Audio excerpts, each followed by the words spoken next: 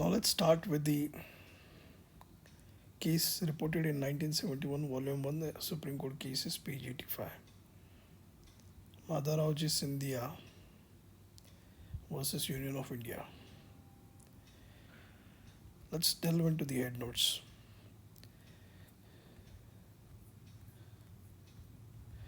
The relevant paragraph. Madhao Roa Scindia moved a petition on 11 September 1970 under Article 32 of the Constitution, claiming a declaration that the presidential order dated 6 September 1970 derecognizing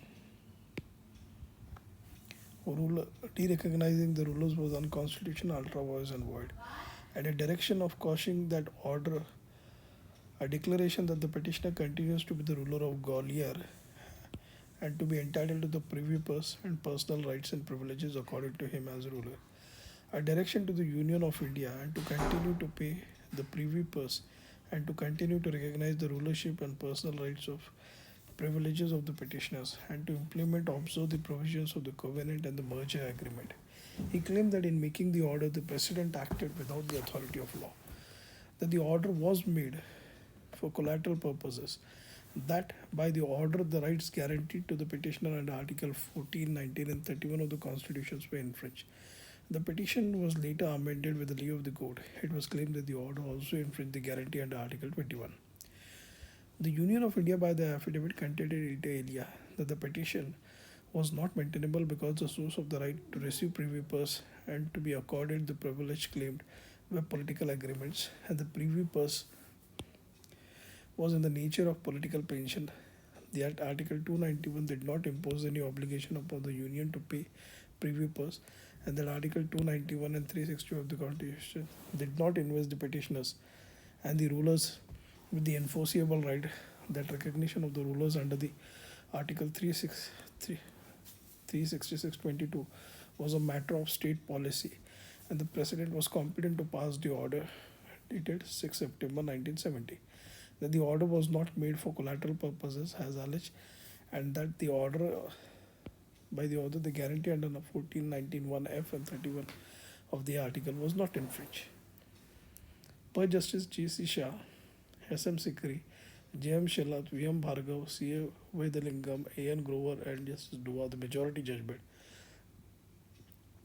By the order, President withdrawing his recognition as a ruler, the petitioner is denied his right to privy purse and to the personal rights, privileges and dignity according to him as ruler.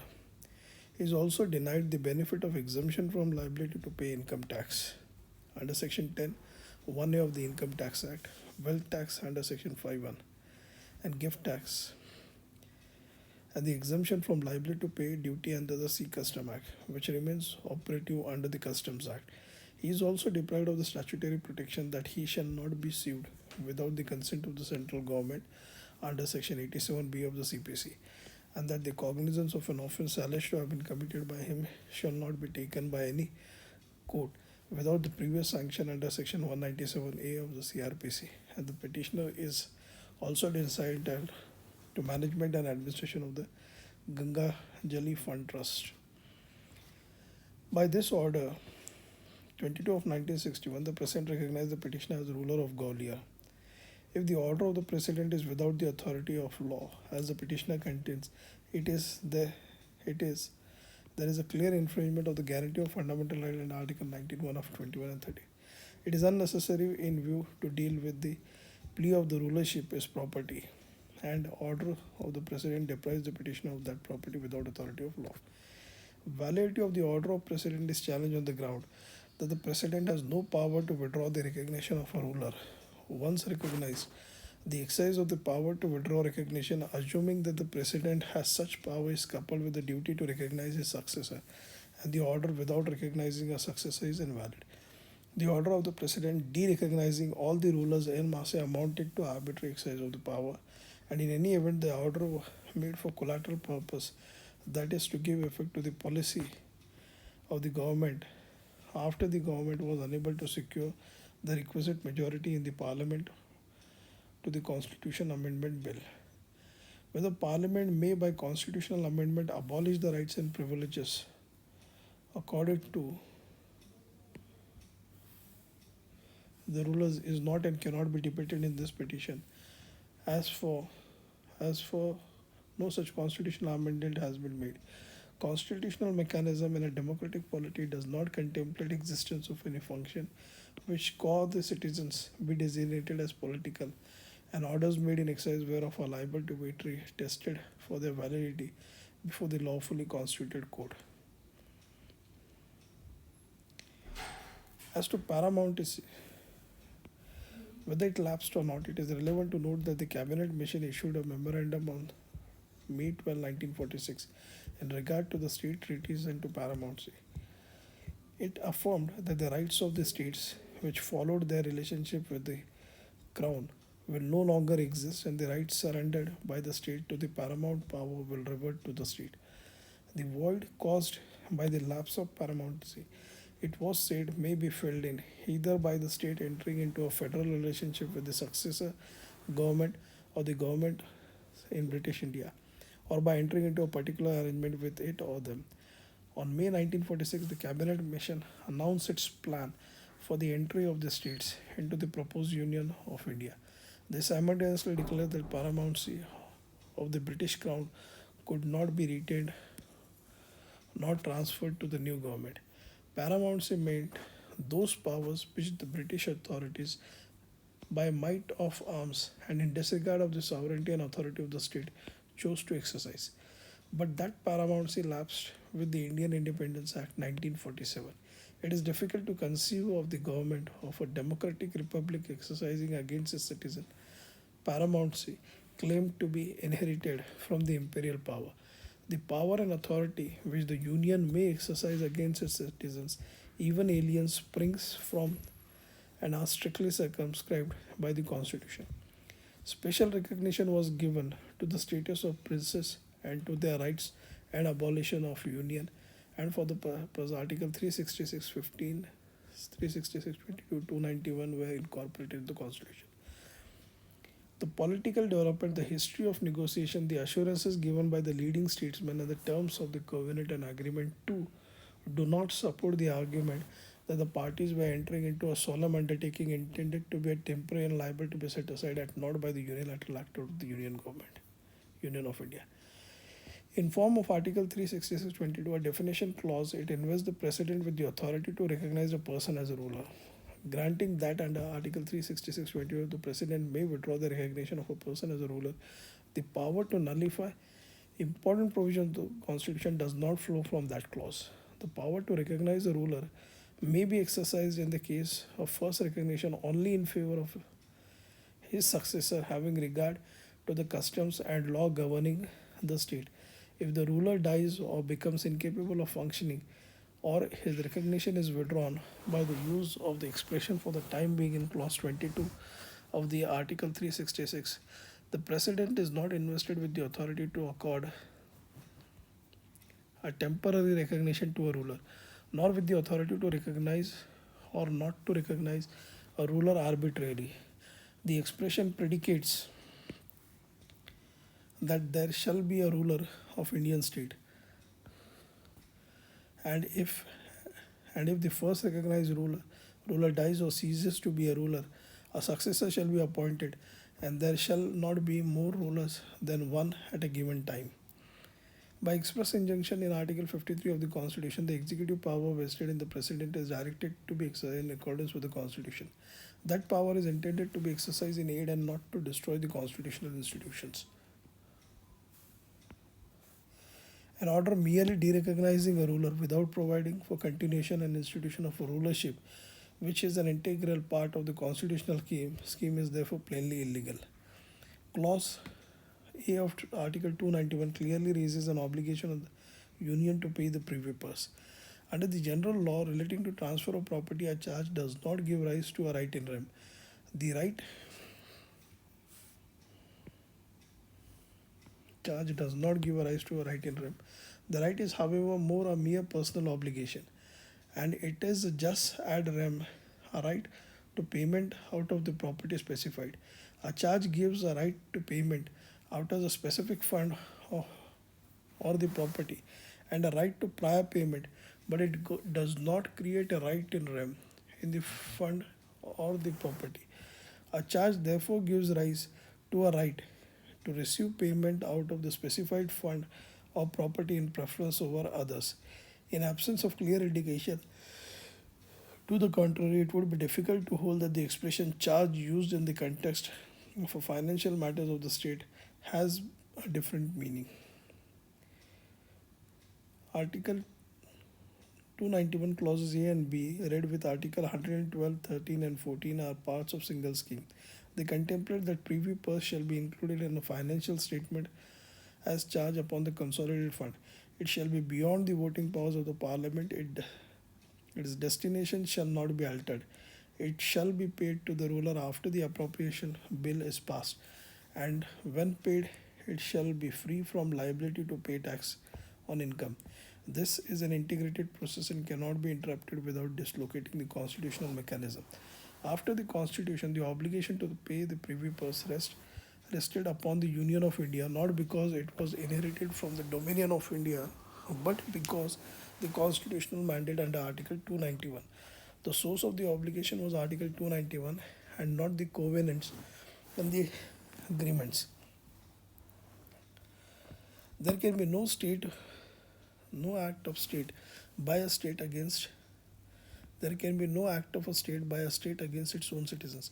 The ruler who were before integration of their states aliens called the dominion over the government are now citizens. Their rights and obligations, which arose from an act of state, are now recognized and accepted by the Union of India. Enforcement of those rights and obligations is governed by the municipal laws, and unless the jurisdiction of the court is excluded in respect of any dispute, the court will be competent to grant relief. An act of state comes to an end when the new sovereign recognizes either expressly or by necessary implication the rights flowing from the act of state. In Article 366, exclusion of jurisdiction of the court is emphasized by the non obstante clause with the article commences. The non obstante clause, however, does not enlarge the field of exclusion of judicial authority. Also, the expression provisions of this constitution relating to means provisions having a dominant and immediate connection with. It does not merely have having a reference to. Jurisdiction to try a proceedings is barred by the first limb of Article 363. If the dispute arises out of the provisions of a covenant, it is barred under the second limb of Article 363.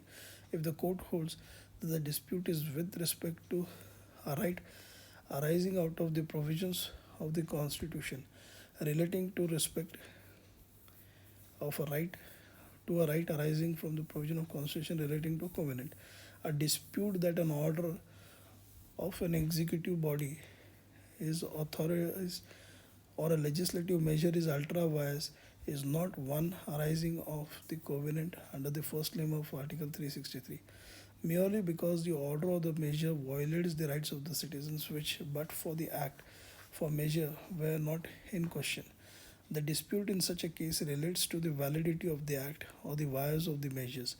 Exclusion of the court's jurisdiction by the terms relevant words lies in a narrow field.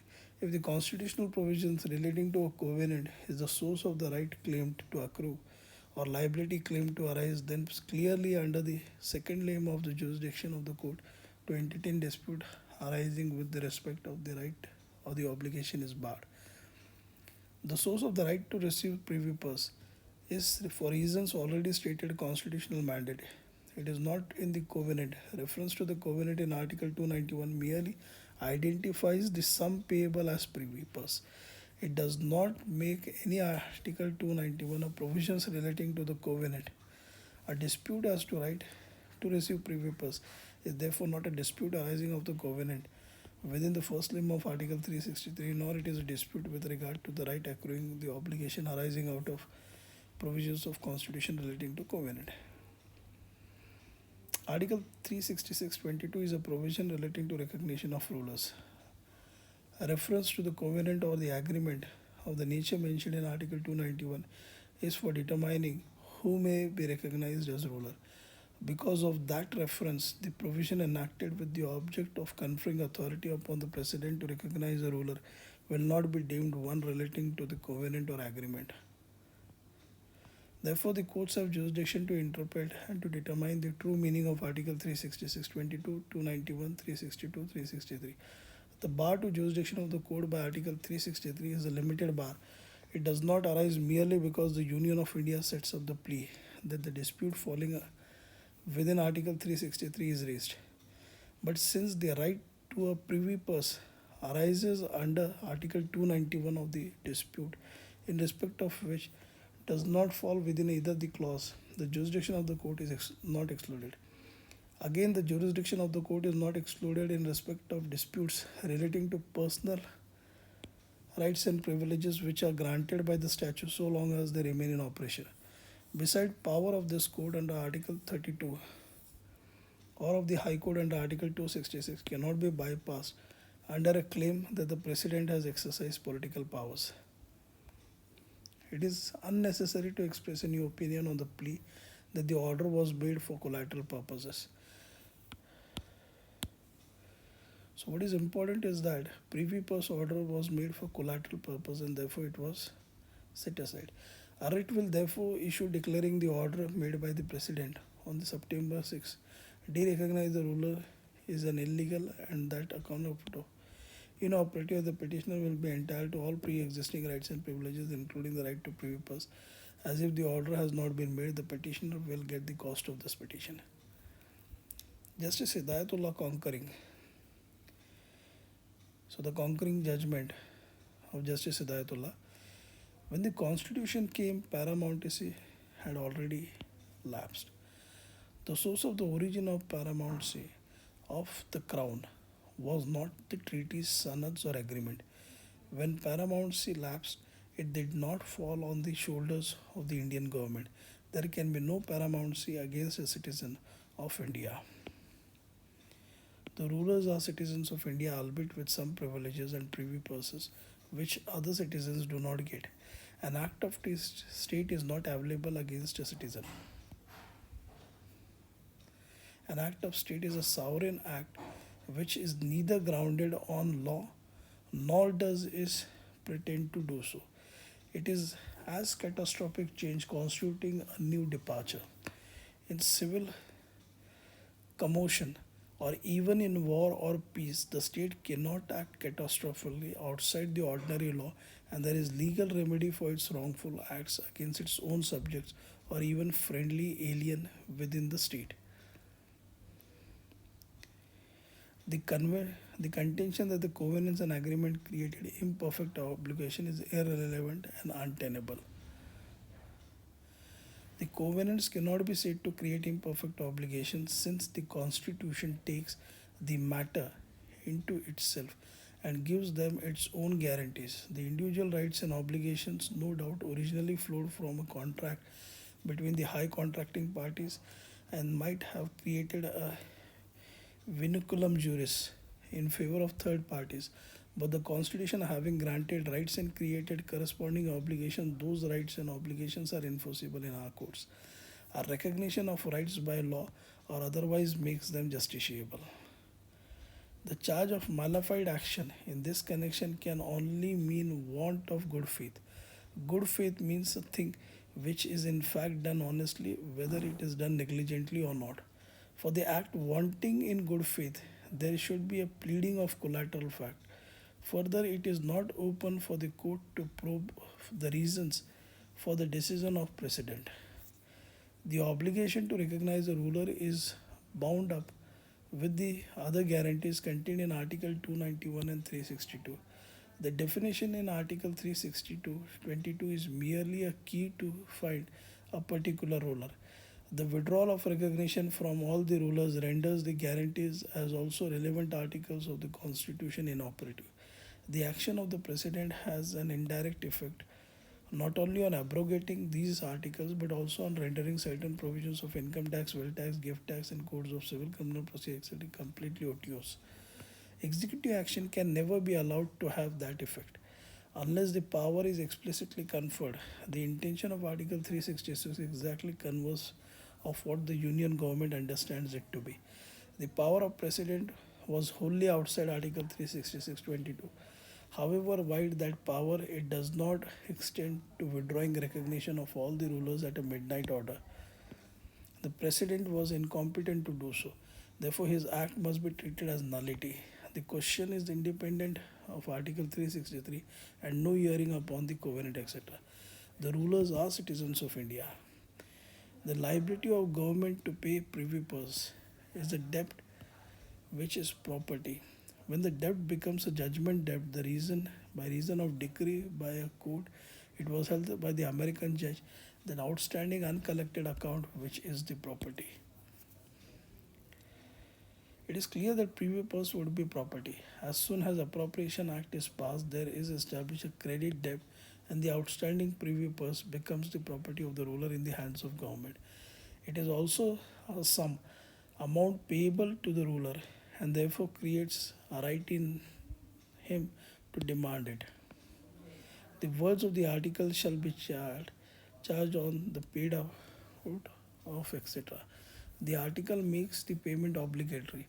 The words when expanded read shall be charged on and shall be paid out of etc. The direction to pay is in no uncertain terms. The article is thus self-ordaining. The recipient in B where the article that the article in addition to source of manner etc etc. Article 363 relates to question of jurisdiction. It specifies the matters on which the jurisdiction is barred. Under the first part, the exclusion is not all embracing. The dispute is to be barred. The dispute to be barred must arise out of the provision of a treaty. Under the second part, the dispute must be in respect of a right which accrues under the provision of constitution, or the liability or obligation must arise similarly from a provision. The words provision of constitution are not left unqualified. The article uses qualifying phrase which does not name but describes the provision. A search has therefore to be made with a view of determining the provisions answers the description and which does not. In other words, we have to satisfy ourselves before we deny our jurisdiction that Article 291, 362, 3, which one and or all of them answer the description. The requirement is that the article must be a provision relating to treaty, covenant, etc. I must therefore examine each of the three Article 291, 362, 360 to discover if all of them and if not which of them would fit in those words. The dominant person of the theme of the article is that has to be discovered before one can say it is relating to this or that. Then again 362. Then Justice K.S. Hegde, again a conquering judge, judgment is given.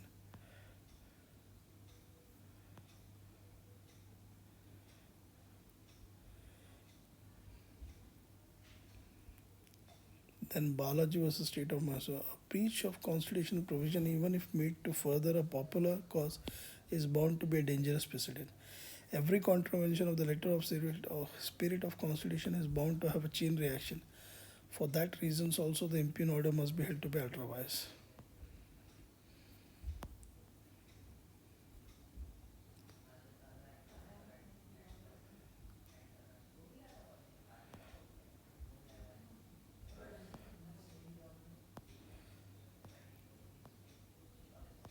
Then final order of majority. And according to the opinion of majority, the petitions are allowed and the writs will issue declaring that the order of the President 6 challenge here were illegal on the account of inoperative, and the petitioners will be entitled to the pre-existing rights and privileges including the right to privy purses.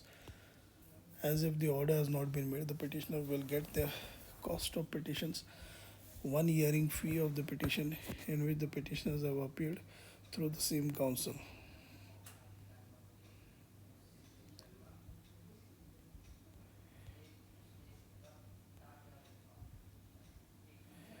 Now, Justice Mitter was dissented in this case.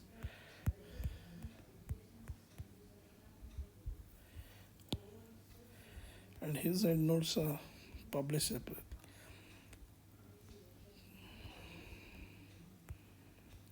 The crucial question in the petition is whether the petitioner is entitled to a declaration that the order withdrawing his recognition as a ruler is beyond the scope of the executive action of the president. The only provision in the constitution in which the recognition of a person as a ruler appears is Article 366(22). The article being a code to the meaning of the words used in the constitution, we have to see exactly what it proposes to do and what it achieves. Unless a ruler can be identified for the purpose of constitution, Article 291, Article 362, 366 cannot be 363 cannot be applied. Clause 22 fixes the identity of ruler, for which purposes constitution as a prince, chief or other person by whom a covenant or agreement as referred in Article 291 was entered. The choice of a person as a ruler to succeed another on his death was certainly not left to mere caprice of the president. He had to find out the successor, and this he could do. He could not he could do not by applying ordinary rules of Hindu or Mohammedan law, but by the law and customs attaching to the gaddi of a particular state. It is not true that the recognition of Article 360-22 was only for the purpose of fixing identity of person for payment of privy purse and grant of privileges pursuant to constitutional provisions in Article 291 362. In my view, 366-22 implied not merely a right or power but a duty or obligation to recognize a person as the ruler of obligation to do so, and the power or duty to withdraw recognition must be confined to cases when the first recognition was not proper. The plea of paramountcy is not sound. Once the ruler ceded their territory and accepted the Constitution of India as constitution of their state, they became citizens of India in the commencement of the Constitution. And the plea of continuance of an act of state as against them cannot be accepted. The rulers became citizens of India like the millions of Indians. The submission that the recognition of rulership was an exercise of political power vested in the president on the scent of certain observations in controversy must be limited to the facts of that case. The above contentions of the Attorney General clearly raises the dispute between the Government of India and the rulers as a right, power, obligation, or duty to recognize and correlated power or duty to withdraw recognition. But in the light of historical facts, these contentions cannot find favor in a court of law. The covenants and merger agreements were undoubtedly political acts entered into by the high contracting parties. But once the Constitution of India took the field, I think so this is all becoming repetitious.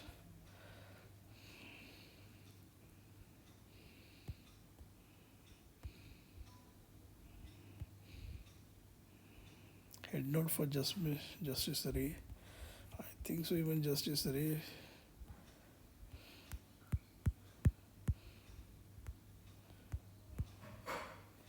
So even Justice Ray has dissented in this judgment.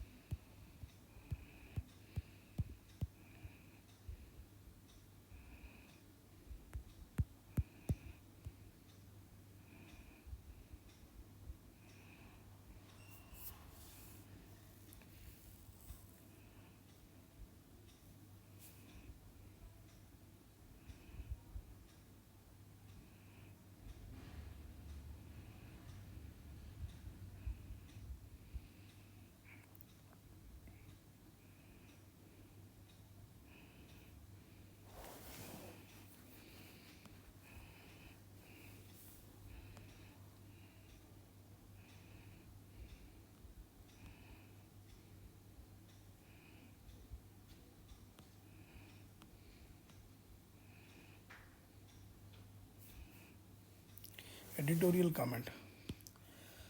The judgment in what may be termed as Princess Privy Purse case is historic. Opposite a clear vindication of the supremacy of the Constitution and a greater pointer as to the independence of Indian judiciary. Though one may differ from the political views of Rajagopalachari, the doyen of India's statesman, no rational citizen of this country can disagree with his comment on the judgment to wit, the Supreme Court has, if I may say respectfully, justified its existence. It has saved India's honor. The court has justified the people's confidence in it as an impregnable bulwark for safeguarding justice and democracy against author, authority, author, authoritarianism, authority, authoritarianism. Even more, the valuable and well-informed jurist K. Satanam's opinion that the whole episode of de-recognizing the princess is rather hopelessly reckless and irresponsible. We agree with his comment. 9 judges out of the 11 who constituted the bench that heard the case had categorically rejected the plea advanced on behalf of the government that the president had unfettered discretionary powers in the matter, that it was a political act not subject to law, and that in any case the jurisdiction of the Supreme Court was barred by Article 363. The finding that there was no discretionary or arbitrary power vested in the president or any other authority in relation to any citizens is of outstanding importance. The supremacy of the Constitution and the subject to it of the law has been affirmed in a manner that should be welcomed by those who cherish freedom of democracy. All the three wings are quite independent and sovereign to the limited extent of powers vouchsafed unto them under the Constitution. This is what Justice Hegde reiterated in the present Princess case, and he cited the famous word of Chief Justice Patanjali Shastri in Vijay Rao's case as the Supreme Court being the sentinel on QV for safeguarding the liberties of the people of India. It was rather unfortunate that the zeal for more power and a flair for instant socialism, an impracticable proposition, that those in authority wanted to de-recognize his whole princely order, their privy purse, privileges, etc. However laudable the objectives may have been, in the authority have to respect the constitutional rights of any citizens of the India, okay, be he prince or pauper. The Supreme Court had once again vindicated the Constitution by their historic judgment in Princess case. 9 out of the 11 judges striking down the impugned presidential order de-recognizing the rulers. We would like to compliment counsel appearing on either side, particularly Mr. Palkiwala, Narende, and Mohan Kumar Mangalam, on their excellent performance in espousing their respective contentions in an admirable manner despite the constant interruptions, sometimes amounting to cross-examination of counsel, from rather overzealous and alert judges, though of vast experience. Counsel had often to retort to your lordships, how could I answer 11 judges at a time? I be allowed to state my case without too many interruptions. We think the above remarks are not out of place as judges also must appreciate the difficult role of counsel. We have also to submit that while the 5 judgments are erudite and informative, there appears to be no need for so many judgments as that often creates confusion. Besides being too voluminous, there are chances that too many contradictions and misstatements, which are a handicap when these judgments are to be regarded as valuable precedent. We submit one majority judgment and one dissenting judgment ought to be enough. The judges must indeed appreciate the brevity is the test of their wisdom. They also should realize that there is what is called as reporting, which alone makes the judgment citable as precedents. Law reporting must be made pleasant as an art and not reduced to mockery of a hard task. Much husk without grain. Much husk without grain. What a wonderful line. Law reporting must be made a pleasant art and not reduced to a mockery of a hard task. Much husk without grain. Let us hope the 70s will usher in the golden era of petty judgment, of the fewest numbers. An analysis of the 5 judgments would reveal that the majority 9 judges clearly held that the terms of 291 dealing with the privy purse of the ruler was quite mandatory. It definitely created an enforceable right in favor of the rulers to receive the privy purse sums. It further imposed an obligation on the Union of India to pay same from and the Consolidated Fund of India. Two of the majority judges, Justice Hidayatullah and Justice Hegde, clearly and categorically opined that the right to receive privy purses under Article 291 was itself a fundamental right to property within the meaning of Article 19(1)(f) and 31. Though the other seven majority judges also appeared to speak in that trend, they have not made categorically avowal of the same being a right to property. It would have been better if they had spoken out clearly, as that would have stopped further litigation. If the state at any time refuses to pay the privy purses, the Golaknath's case is a clear bar for any resort to constitutional amendment vis-a-vis privy purse. The two minority judgment, Justice Mehta and Justice Ray, both held that the 291 related to covenants and that there was a clear bar of court jurisdiction under Article 363. Ray goes further and states that Article 291 did not create any enforceable right in favor of ruler. We have no hesitation in stating that the minority judgment is erroneous on these 2 points. We, however, welcome the erudite manner in which the two judges have expressed their opinion. That is the best that the state can get. The state cannot complain that their views were not fully heard. The independence of judiciary is clearly focused both by the majority and minority judgments.